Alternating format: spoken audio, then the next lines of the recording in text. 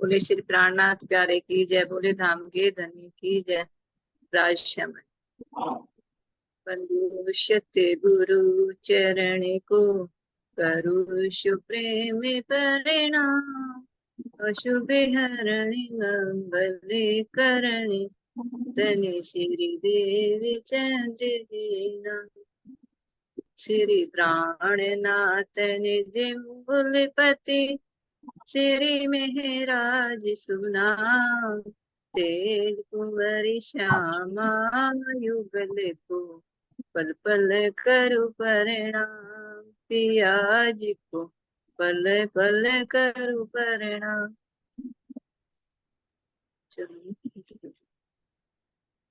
सतगुरु सोहे जो आप चिनावे, माया धनी और घर सब चिन्हों पर अखर की जो बुलावे नहीं अवसर।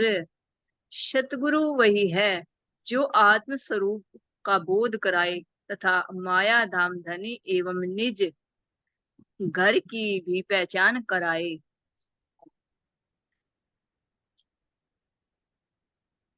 ऐसे सतगुरु की कृपा से ही वक्त अकृत महाप्रलय की पहचान हो जाती है, जिससे जीव अक्षरातीत के चरणों में आकर अखंड मुक्ति पाने का अवसर नहीं गवाता। इससे हमें ये शिक्षा मिला है जी, जो जैसा कि हम सतगुरु के चरण में आ गए तो हमें अपने प्रियतम धामधनी का पता चल गया। हमें सच्चे सतगुरु की राह देखनी, मतलब भाई हमें पहचान करनी कौन हमारा सच्चा सतगुरु है। जैसे कि हमारे राम रतन महाराज जी और देवचंद जी, प्राणनाथ जी, ये हमारे बिल्कुल सच्चे और सत्य की राह पर चलाने वाले हैं। इन पे हमें पूर्ण समर्पण करना चाहिए। जैसे कि अब आप चला रहे हमें मतलब यहाँ इस संसार का भी बता रहे, 14 लोक का भी, और हमें 14 लोक से परे का भी बता रहे।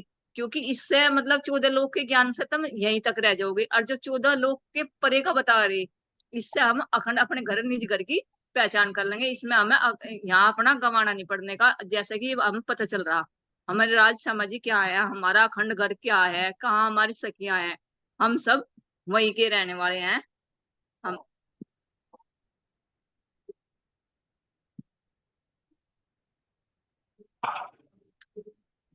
ए पहचानो सुख उपजे संबंध धनी अंकुर।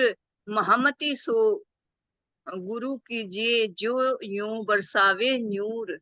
श्री महामती जी कहती है कि उसे ही सतगुरु रूप में धारण करना चाहिए, जो इस प्रकार तारतम ज्ञान की वर्षा करे, जिससे अक्षरातीत धामधनी तथा उनसे अपने मूल संबंध का बोध हो जाए। ऐसा होने पर हृदय में आनंद पैदा होता है। भाई जब हमें अपने मूल घर का पता चल जा तो अखंड साहब हमारा मतलब चर्चा ना मिलो तो दिखा सब कुछ छूट गया, और चर्चा मिल जाओ दिखा सब कुछ मिल गया हमें। इससे हमें ये भी अनुभूति हो अखंड घर की, मतलब जब हम पूजा हो जा हमारी, मतलब सब कुछ हम अपने इसमें ही लीन रहने चाहिए। संसार का करो पर परमात्मा ही लीन रहने चाहिए, जब भी हमारे अंदर की अखंड सुख का आनंद आवेगा हमें। इससे हमें शिक्षा मिला है, मतलब अपने जो महामती जैसे भाई लालदास जी हुए, हमें सच्चे राह की वो दिखाई, पूर्ण समर्पण हुए प्राणनाथ जी पे हुए। ऐसे ही छत्रसाल जी पूर्ण समर्पण हुए, उन्हीं के पद चिन्हों पे हमें चलना चाहिए। ना कि जैसे कि कहावत है मनमति, एक गुरुमति हो एक मनमति हो, तो गुरुमति पे ही चलना चाहिए। वो जो भी कहे अपने गुरु, उसी के पद चिन्हों पे चलना चाहिए, जैसे भी वे कहते रहे ऐसे ही अपने उसमें। और आप बता दो जी। प्रणाम जी। नहीं नहीं, सही बता रहे हो आप। करिए, भाव बताइए आप पूरा। जी। इसमें यही है कि सतगुरु की बात बता दी ना इन्होंने, है ना। हाँ जी हाँ जी। सबसे पहले तो यही बता दी कि भाई बिना सतगुरु के तो देखो आखिरत में कोई ना कोई तो अपना ठिकाना चाहिए ना। जी जी, बिना सतगुरु का ज्ञान हो ही नहीं सकता। ये माया धामधनी निज घर की भी पहचान कराए, है ना, वो सतगुरु है। कहते कि सब तो हाँ सतगुरु जी। कह रहे हैं, लेकिन सतगुरु है कौन, है ना। जी तो इस तरह से सुंदर सागी।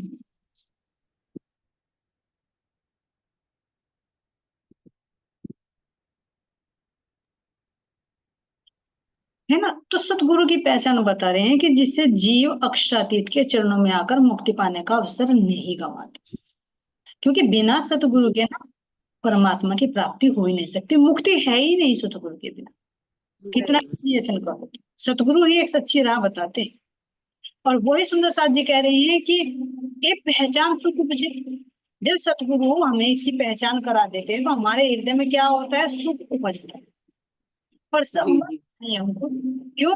क्योंकि इससे क्या, अगर हमारे धनी से हमारा संबंध जुड़ गया, ये कहते हैं ना कि तातम ज्ञान की वर्षा करे, जिससे अक्षरातीत धाम धनी और उनसे हमारे मूल संबंध का बोध हो जाए कि आखिर मेरा संबंध किससे है, मैं कौन हूँ, कहाँ से आई हूँ, क्यों आई हूँ, है ना।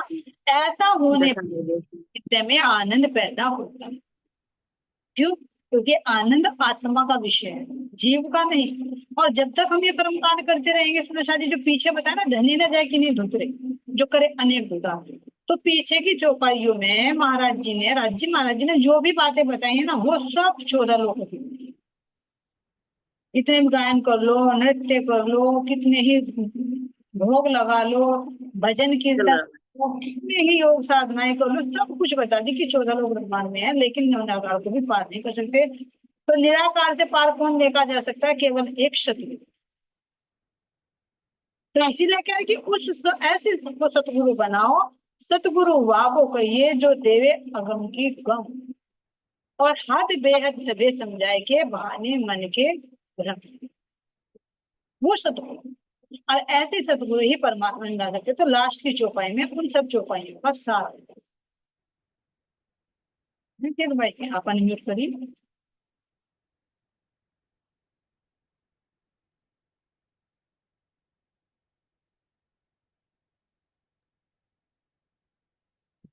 ठीक है सुंदर सा जी, तो ये प्रकरण आपका पूरा हो गया है ना। इसको फिर दोबारा से सुबह सुंदर साथ से रिक्वेस्ट है, इस प्रकरण को फिर दोबारा से पढ़ सारे को, क्योंकि इसमें 12 चौपाइयां हैं, ज्यादा नहीं, लेकिन इसमें बहुत कुछ सार चुका है। सार तो हर चौपाई के अंदर है, लेकिन इसमें महाराज जी दिखाना चाह रहे हैं कि हम भ्रम में न रह जाए कि इस साधन से परमात्मा मिल जाए, है ना, रसोई करने से परमात्मा मिल जाएंगे, भजन कीर्तन करने से परमात्मा मिल जाएंगे। जब तक सतगुरु नहीं मिलते, कौन से समृद्ध सतगुरु, और सतगुरु कैसे समृद्ध, जो हद बेहद और परमात्मा सबको समझा दे, उनकी कृपया मिल जाए, तो समझो कि जीवन को प्राप्त अखंड वैष्णव में जा सकते। ये सतगुरु बहुत बहुत धन्यवाद आपका। फिर भाई आपके चरणों में टूटी टूटी तो चलते सुंदर साथ जी बी कक्षाएं की ओर। तो सुंदर साथ जी प्रसंग चल रहा है कि कैसे स्वामी दादा गुरुदास जी की जो पत्नी वो थी पुत्र वधु, उनको जो बीमार थी, तो उनको ठीक करने का जो वादा दे रखा था महाराज जी ने, तो सब जिद कर रहे हैं कि इनको ठीक करिए, इनको। लेकिन दादा गुरु जी उनका तन छोड़ने के बाद भी, उसके प्राणात होने के बाद भी कह रहे हैं कि चलो भाई जिंदा होगी कोई बात नहीं, शमशान घाट लेकर चलो, जीवित तो होगी लेकिन शमशान घाट में होंगी यहाँ चलते थे सुंदर शाह जी। तो उसको देखने के लिए जैसे ही भाई अर्थी पर उनको डाला, सब सामग्री लेकर चल रहे हैं, तो लोगों की भीड़, अरे मुर्दे को जीवित करेंगे, देखो सुंदर शाह। तो कितने लोगों को भी भीड़ वहां पर चली, कह रहे कि नर नारी साथ में चली कि देखे तो कैसे महाराज जी जीवित करते। कह रहे हैं, महाराज जी कह रहे हैं कि भाई मैं भी वही था, थोड़ा थोड़ा सा भ्रम आना शुरू हो गया कि दादा गुरु जी तो कहते कोई बीमारी नहीं है, ठीक हो जाएगी, कोई बात नहीं। फिर भी वो मर गई। अच्छा, मरने के बाद कह रहे थे मर गई तो क्या होगा, हम जिंदा कर देंगे संजीवनी देकर। अब शमशान घाट में ले जाने को ले कह रहे, समझ में नहीं आ रहा था, भाई ठीक करनी तो यही कर सकते थे, शमशान घाट में क्या स्पेशल है कुछ। तो महाराज जी कहे तो मेरे अंदर भी भ्रम आना शुरू हो गया। भ्रम क्या है मेरा प्रसाद जी? मोह, अज्ञान, वरंदा, कर्म, काल, शून्य, ये सारे नाम मिलके निराकार, ये सारे नाम नींद के हैं, अज्ञानता के। तो पहले मोह हुआ, मेरे गुरु की पुत्र वधू है, उसको कुछ नहीं होना चाहिए। अब मोह से आ गया यहाँ पर भ्रम। ये घटना बहुत विशेष है प्रसाद जी की घटना। तो किसने पासा पलट दिया। महाराज जी कह रहे पासा ही पलट दिया, जिस रूट से मैं जा रहा था मेरा रूट ही चेंज कर दिया इसने। तो यहाँ आना शुरू हो गया भ्रम, तो माया कितनी बलशाली है। सतगुरु का ज्ञान अंदर है, सतगुरु का जोश अंदर है, खुद इतनी पसनी कर ली, लेकिन ये ठगनी माया फिर भी कहाँ आकर पटका मार दिखाना है ना। मोल मिलाए में कहा था ना, क्या बिगाड़ लेगी माया हमारा, लेकिन उस माया को धनी का संरक्षण है।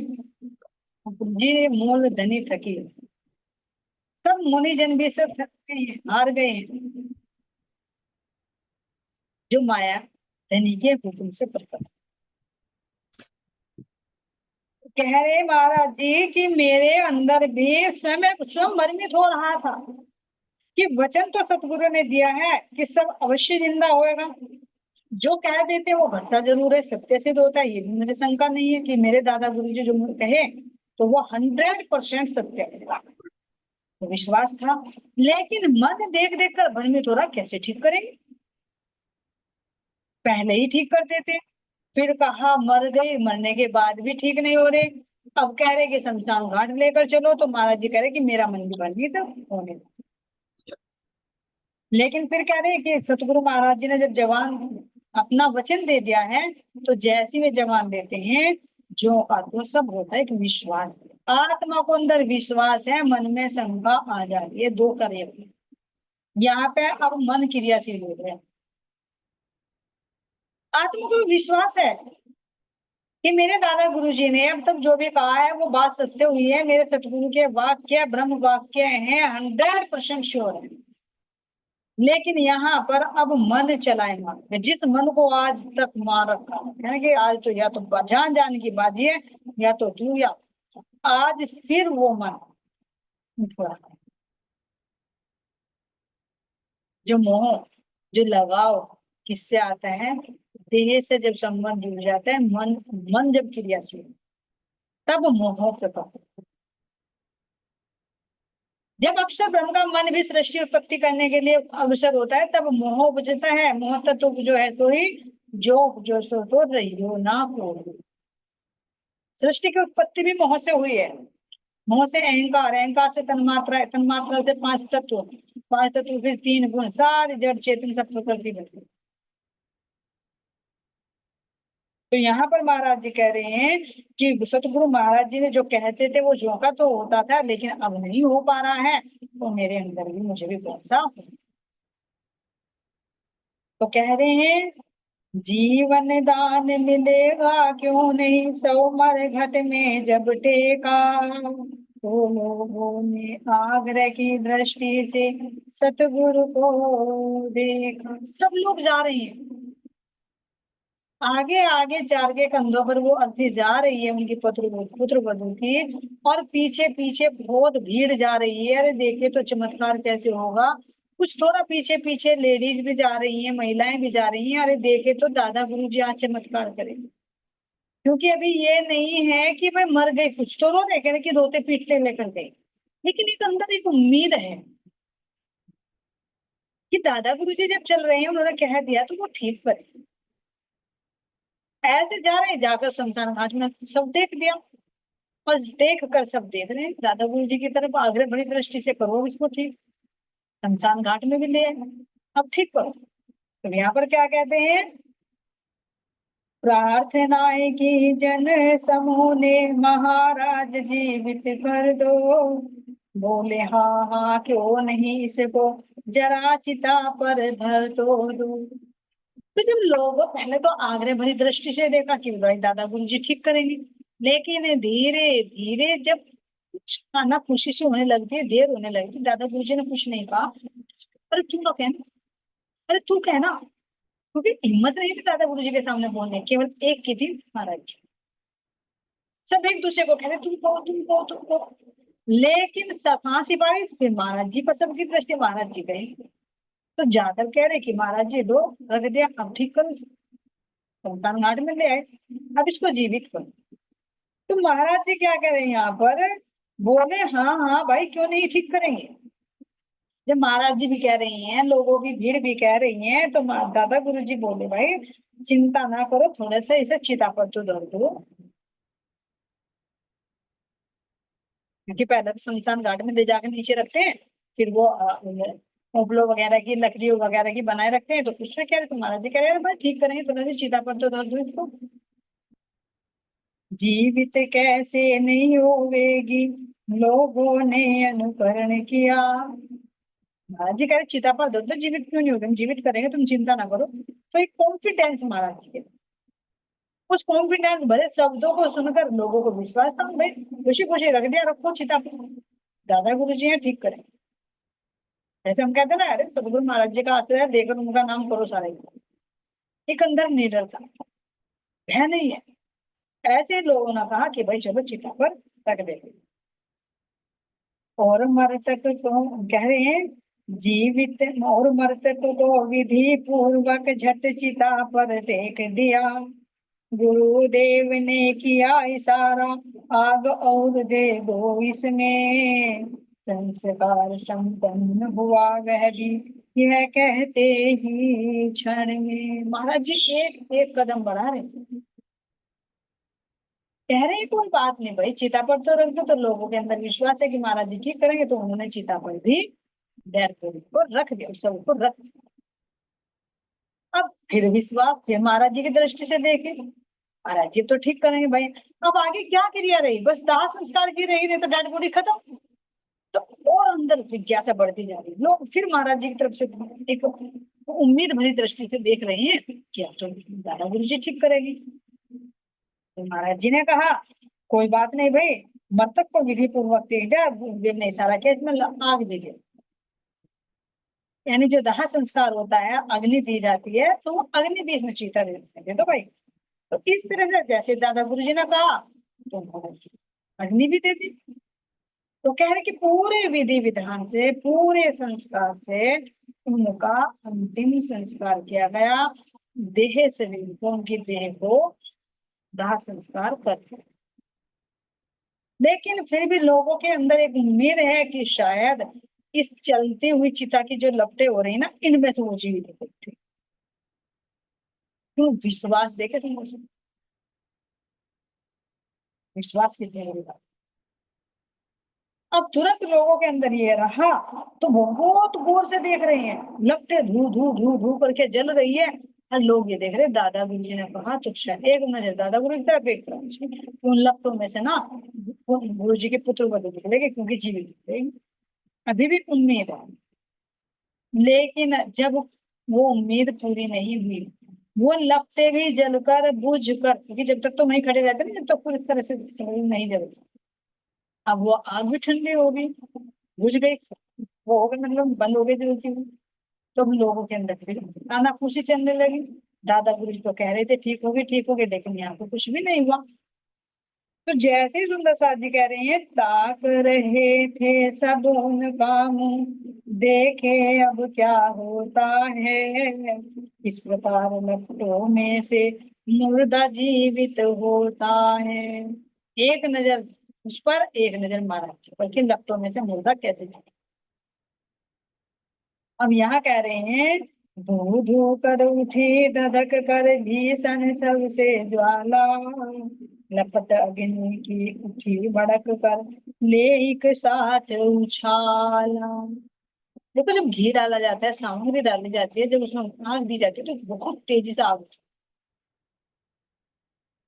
तो इसलिए कह रहे महाराज जी की धू धू कर भीषण आग में वो सब जल गए, और उसमें से जो लपटें निकल रही थी वो उठी भड़क कर एक साथ उछाला लेके, तो लोगों ने सोचा इसमें से वो मुर्दा जी, लेकिन उसमें कुछ भी नजर नहीं है। कह रहे हैं कि जब भस्मीभूत हुआ सब जिसम, घर की ओर चले गुरुदेव। जैसे ही सब जल कर राख हो गया, तो अब क्या करते, वहां रुक कर तो सब घर की तरफ चल देते हैं, तो दादा गुरु जी ने घर के लिए रुका। अब ऐसी हालत को देखकर तो सुंदर साथ जी, अब क्या बात हुई, कौन क्या कहे, और कुछ नहीं।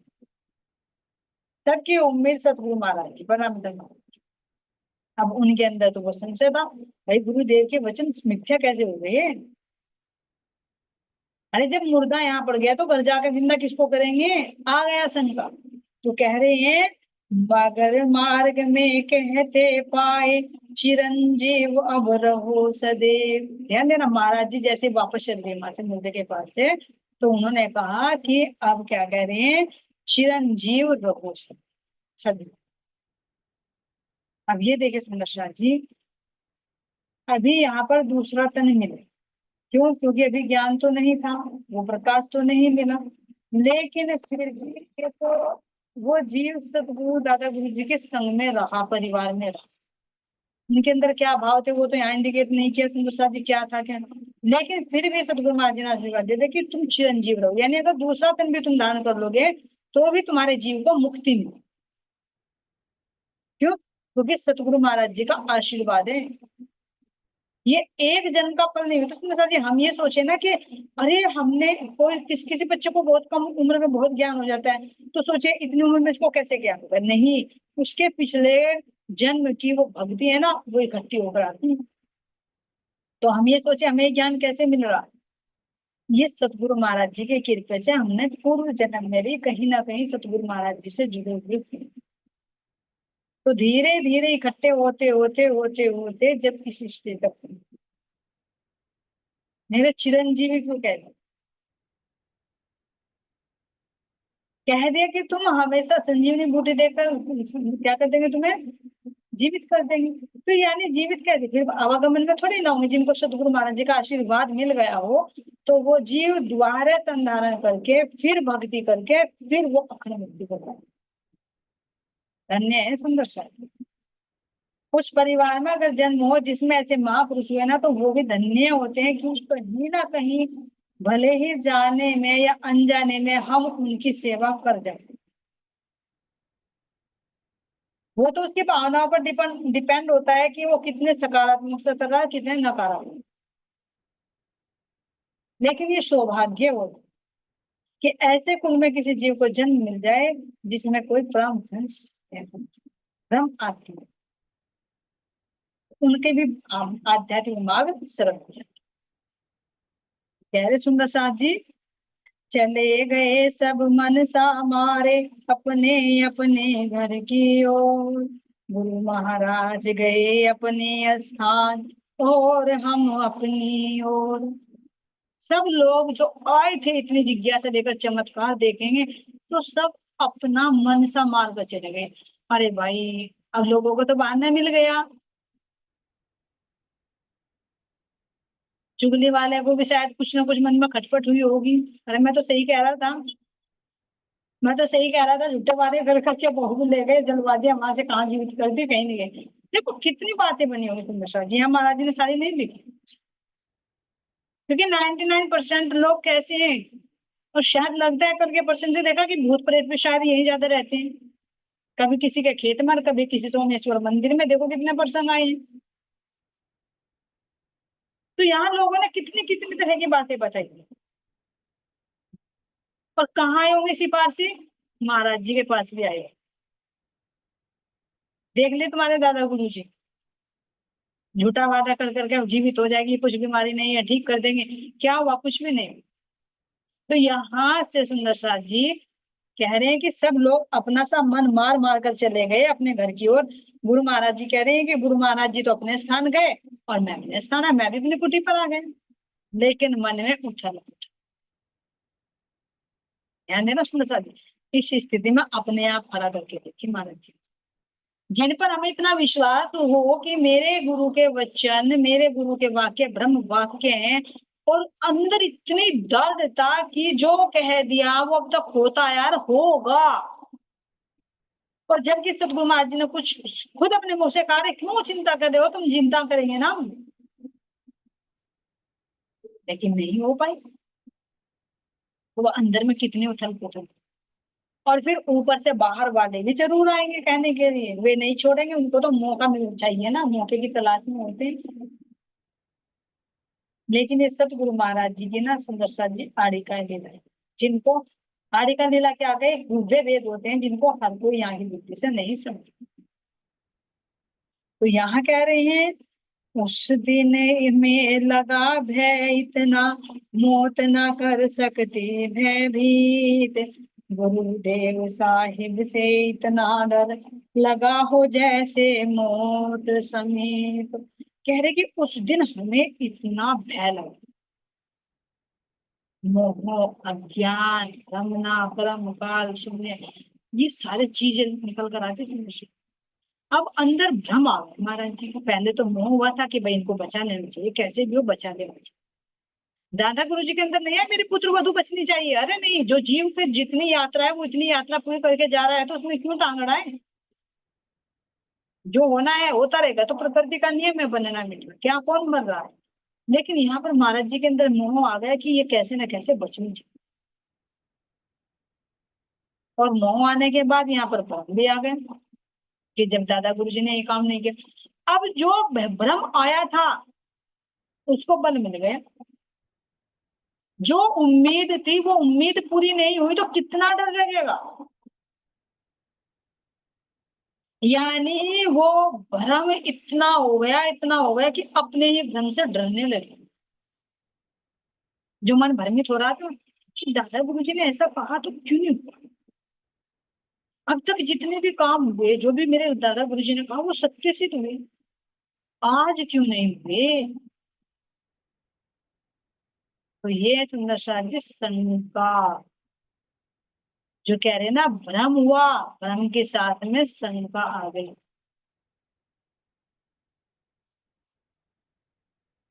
तो यहाँ कह रहे हैं कि उस दिन हमें भय लगा इतना, मौत ना कर सकती भय।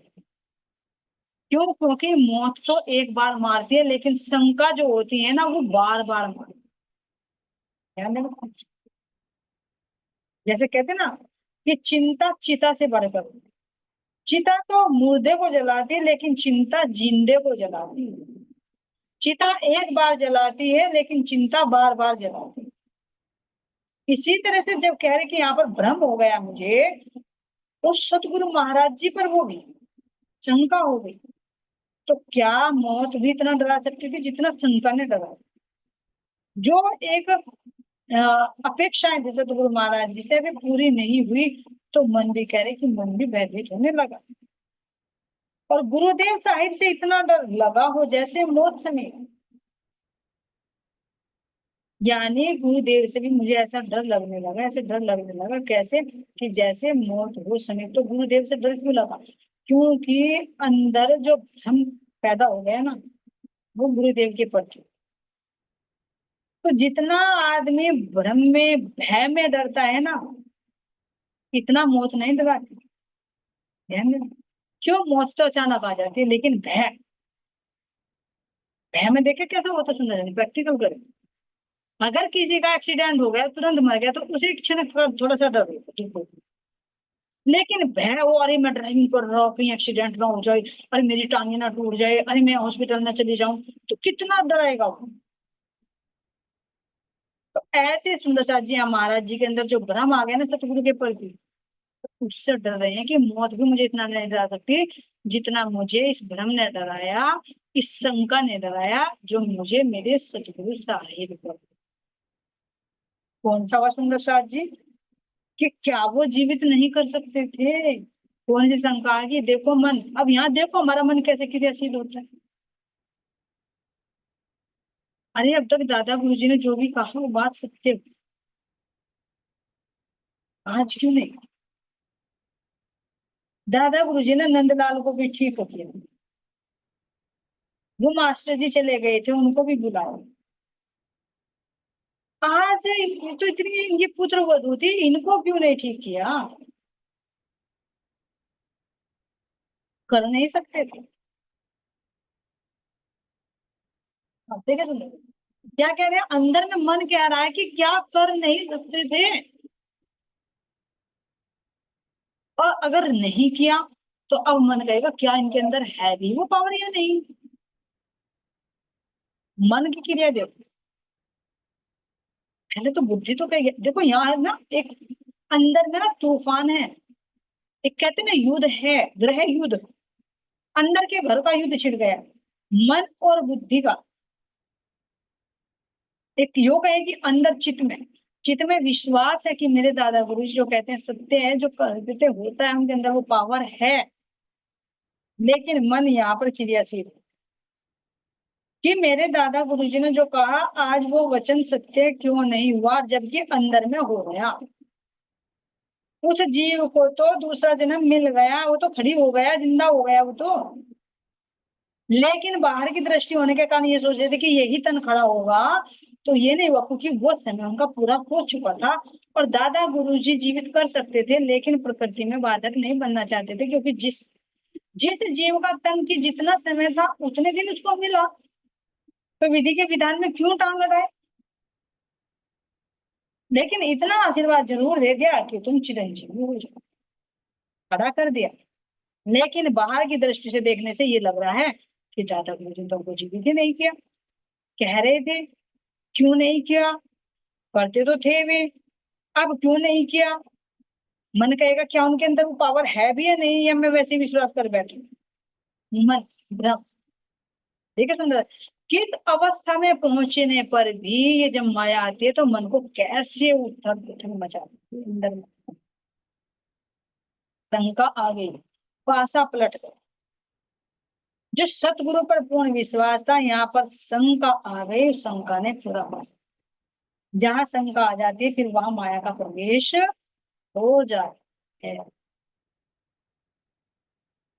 तो यहाँ पर सुंदर साहब जी कह रही हैं कि मुझे अपने गुरुदेव साहिब से इतना डर लगा कि मुझे मौत भी नहीं डरा सकती थी।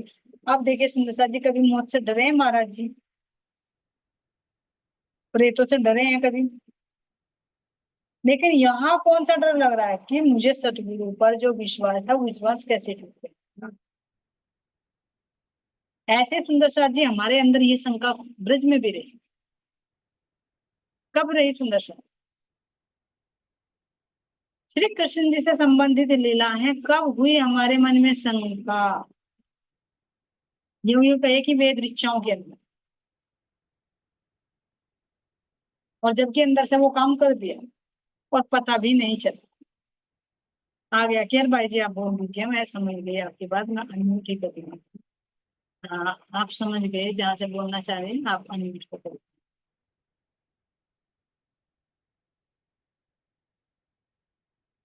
अनम्यूट करिए।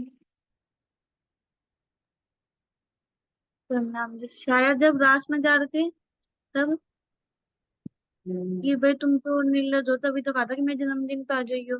हाँ ये शंका तो जरूर हुई, लेकिन वेद ऋचाओं को कब हुई, कहाँ गए थे वे? फिर कहा कि गए थे, नहीं आए, शंका आ गए, जबकि वो काम हो चुका है। मथुरा, मथुरा जब उसको वध करने गए थे कंस का। बिल्कुल सही है, जब 4 दिन का वादा करके गए थे ना, मैं को हाँ भाई जी। 4 दिन का वादा करके गए थे, और फिर वो 4 दिन के बाद नहीं लौटे, तो सबके अंदर क्या आया? अरे वो तो बड़ा वादा खिलाफी है, बेवफा है, कहकर 4 दिन में आज तक नहीं आया। और लोग भी ये समझते हैं अरे वो तो कहकर 4 दिन के लिए गए थे लेकिन आज तक वापस नहीं लौट कर आए। लेकिन वो तो आ गए थे 4 दिन की लीला करने के बाद। कंस का वध किया, उगलिया पीर हाथी को मारा, चाणूर मुष्टिक पहलवान का वध किया, ये 4 दिन में कार्य हो गया था। तो वो तन नहीं आए, शक्ति तो आ गई थी, वो गोपियों के अंदर, राधा जी के अंदर समाहित हो गई। लेकिन सबको ये भ्रम रहा कि वो तो निर्मूल, ये 4 दिन का वादा करके गया था, आज तक। ऐसे सुंदर सा जी इनकी छिपी लीलाओं का भेद यहाँ की पीढ़ी नहीं समझी।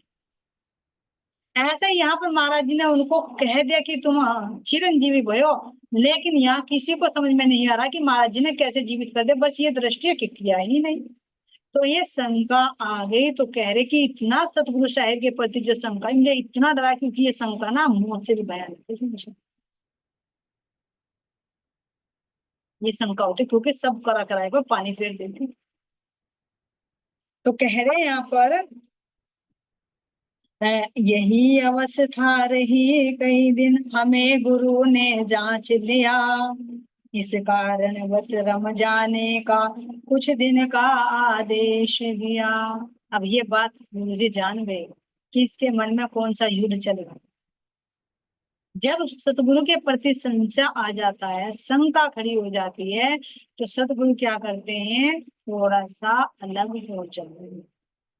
कहाँ से चला ये, परम धाम से, हमारा इश्क बड़ा है।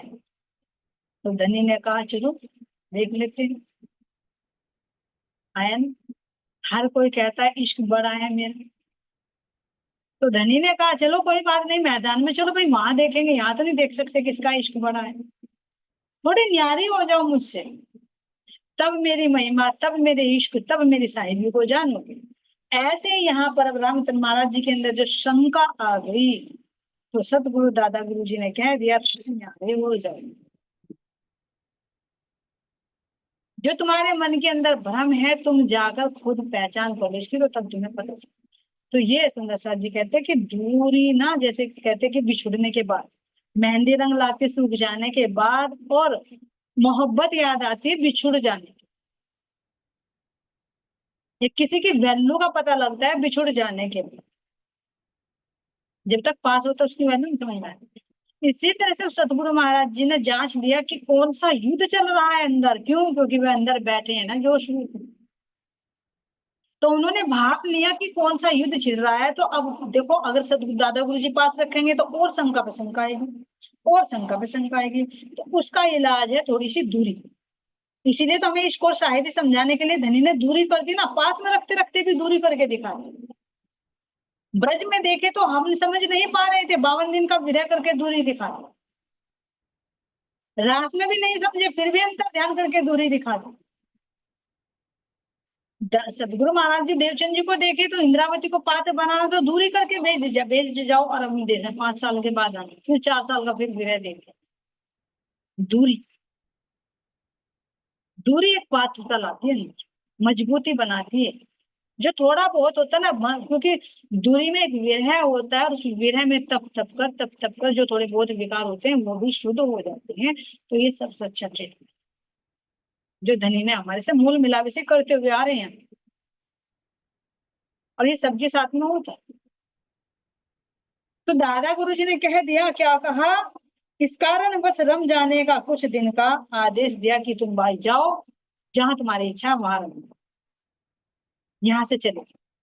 अब आगे सुंदर साथ जी क्या घटना घटती है, कैसे कैसे होता है, उससे क्या महाराज जी हमें शिक्षा देते हैं, वो करेंगे कल। श्रवण सुंदर साथ जी आज के लिए इतना ही। कोई त्रुटि हुई हो सुंदर साथ जी माफ करते रहना। सतगुरु महाराज जी के चरणों में कोटि कोटि सुंदर साथ जी, आपका भी समय देने के लिए बहुत बहुत धन्यवाद। आपके चरणों में कोटि कोटि। बोले श्री प्राणनाथ प्यारे की जय। स्वामी श्री नारायण दास जी महाराज की जय। सतगुरु श्री रामरतन जी महाराज की प्रणाम। सभी सुंदर साथ के चरणों में कोटि